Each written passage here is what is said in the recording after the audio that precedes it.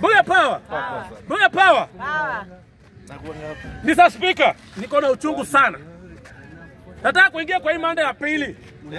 Nimeona leo Samson Cherargei ati anasema wale vijana walishika kwa Museveni, kina Bob Jagi, Nicholas Oyo, ati ya kwamba chochote walifanywa pale kwa Museveni iko sawa. Hiyo dhuluma walitesewa pale kwa Museveni iko sawa. Wakasema ati Wakenya sisi ni mafala. Sisi Wakenya ati sisi tuko na kibelembele na kierere. Huyu ni Samson Cherargei. Anaongea hivyo. Senata wa Nandi. Na anajiita lawyer. Mtu ambaye hajashinda kesi ya bibi na bwana kwa kijiji chao wakiwa wamekosana. Na hata hajapewa kesi na nani? Wanaweza pewa kesi mwenda wazimu. Mwenda wazimu anasomanga nini?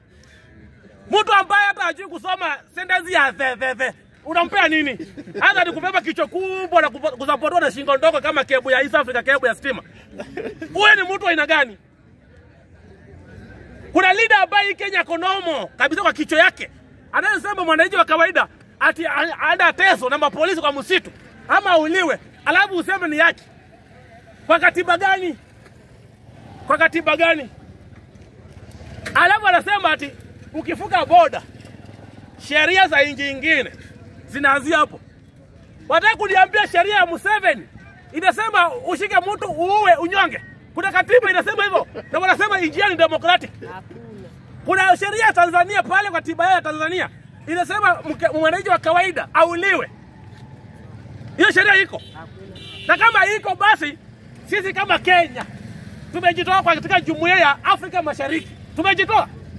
Kwa sababu sisi Kenya we don't support that idiotism na shenanigan kind of laws. We cannot allow that. So nataka kuambia Samson Cherargei, wewe hata ufai kuwa senator, hata ufai kuwa mzee wa kijiji. Na hao watu wa Nandi, watu wa Nandi County, muangaliane watu wa kuchagua fiti. Mlituchagulia Sudi, alichungulia shule, akarudi nyumbani. Huyu ni Cherargei, kichwa kubwa na anatapika upuzi. Hata mtoto wa class 2 haisikiza. Na mnamuita kiongozi. By the way, nashangaa.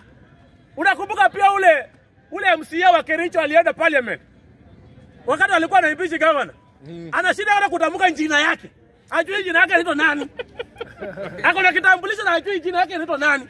Na ati huyo ndiye ametumwa kama witness akuje kutestify vile utaimpeach governor. Jehovah Witness. Ati yeye ni Jehovah Witness. Wa huko kwao. Yaani hakuna kitu mbaya kama illiteracy ilike. Na ndio maana nimekuja kushangaa. Ukiangalia mapolisi wenye wanatusubana mapolisi huko ground. Ni watu wa huko. Ndio wanaenda shule wanachungulia hivi, wanarudi kulisha mang'ombe. Hakuna kitu kingine. Ile degree yako nayo ni kukimbiza mang'ombe huko kwa msitu kwa Mount Elgon. Hiyo ndio kitu yako nayo. Ukikataa masomo utatumia akili gani? Hata ni makamasi kwa kichwa. Si ni makamasi? One time. One time.